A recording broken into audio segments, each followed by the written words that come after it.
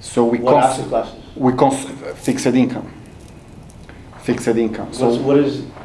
That's right. oh, fixed income is bonds, corporate bonds, and government bonds. Yeah, in Brazil, government bonds at that time, 2004, were paying like 12% per year, 13% per year. That's high. That's like, it's not the highest. When we were changing currency in 94 to 95, it was 50%. You lend money to the government. 1 year after, you have 50% more money than you had in the past. And the government was doing that because Brazil lack of international confidence, and they need to pay high interest. So U.S. investor, European investor, Asian investor put money on Brazil so Brazil could start growing again. Yeah. So the only way the government could do that, look, lend me your money, I'll pay 50% interest, but I'm going to invest in my country. So that's what the government did.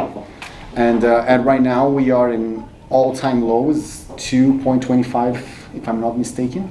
So we went from 50, and that was going down until 8, and then we went up again into almost 18% 5 years ago. Really? Yeah, And then we're back down? and now we are in 2.2. Wow.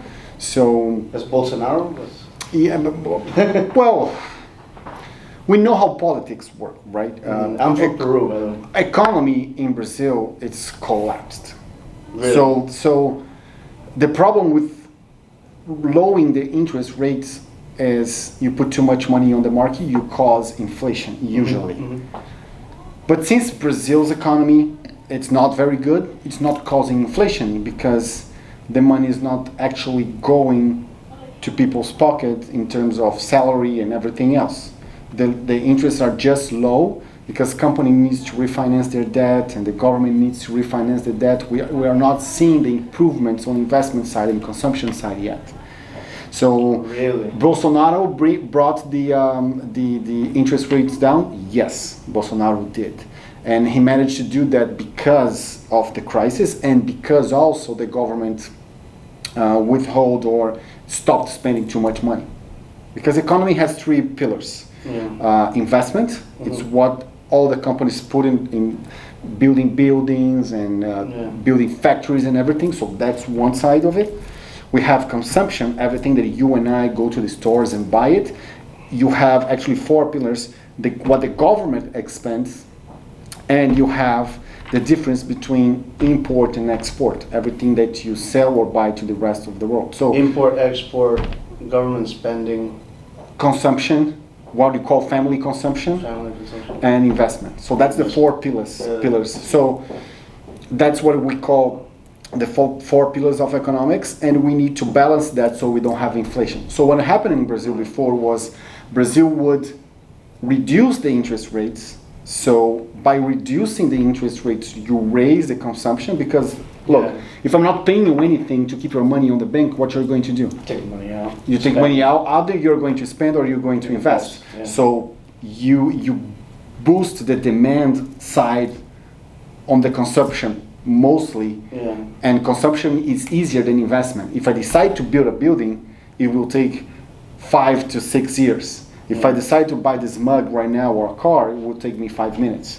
So when you cause that imbalance of supply and demand, you cause inflation because there's too much money in the market. So what Brazil was doing was, Brazil when Dilma, which was the predecessor of Bolsonaro, when she lowered the interest rates from, I guess was 15 or 14 to 8, like that, she caused 3 things. Number 1, consumption was very high. Number 2, investment was very high. But number 3, because it was a left government, the government expenditure was too high. Really? Was it more than? So the inflation went like this. Poof. So they had to, when the new guy, because she was impeached, the new guy took place. What was his name? I forgot his name. There was someone before Bolsonaro? Yes, because it was the vice president because she was impeached. Right. Okay. On the second term, she was impeached. He brought the interest rates from 8 if I'm not mistaken, to 16 or 17, Mm-hmm. because he need to control inflation. So once the inflation was controlled, and because the interest rates were high and the investment was low and the government had to stop spending money, the economy in Brazil went like this. Imagine you are there spending your money, and one day the government said, okay, the interest rate's not 8 anymore, it's now 16. What you're going to do? Okay, I'm going to spend less because it's better to invest. And the company would say the same thing. Why am I going to build a building, take all the risk? If I lend the money to the government, by the end of the year, they are going to pay me 15%. So then they freeze the economy, and the economy is stuck. Yeah. And we had coronavirus, which made it even worse. So Bolsonaro came after coronavirus?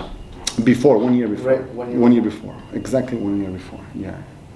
So I don't know what we were talking about this, but